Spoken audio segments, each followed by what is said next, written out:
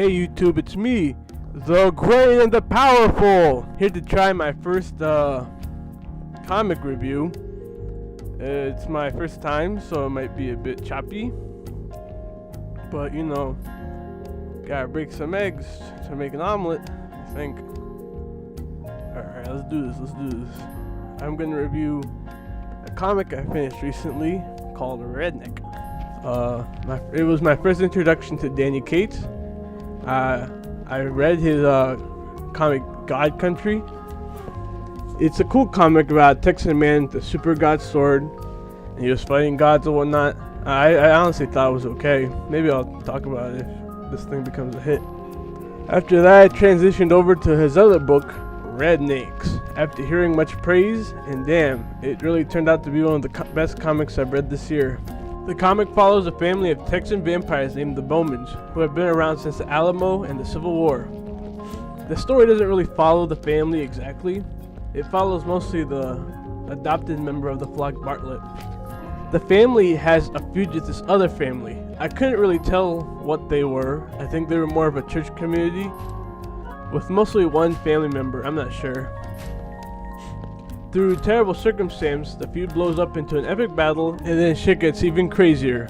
I don't want to spoil too much, but I think the artist portrayed movement and action pretty good. The art can be a turn-off to some geeks with sensitive eyes. I'm talking through experience, since I know most people are not interested in a book if the art sucks. If it's not consistent or all the way really good. I think a lot of comics have that issue where maybe just superhero comics, where it would just start off with really good art, and then as it ended, it would just get really lackluster.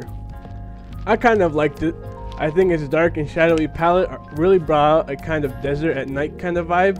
The vampire characters all have this blue tint on them that blends well with the environment. And another thing I really loved was the color. The vampire family was always under this bluish tint, and they kept that tint wherever they go. Even if the background color palette was different, during parts that happen in the day, they keep the color while talking to the colorful non-vampires. It's very great. But the sketchy ruggedness might turn you off, yeah. But I do like the cartoonness. If that doesn't bother you so much, the story is very solid. Bartlett is our main hero, and the events of his adopted family are mostly viewed by his eyes. GV, the dad of the family, was a vampire who simply wanted to settle down and be a good person. His sons Seamus and Greg are dumb troublemakers, and Slap is the good boy. Perry is the youngest, is a bit of a goth, in quotations, I guess, in quotations. She's mature and seems to almost share the same view on themselves as their grandfather.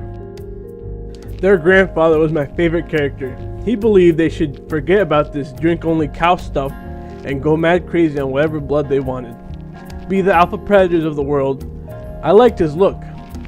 There was a flashback issue where they go through the family's history, or just Bartlett's and GV's and the mom, who's dead by the way.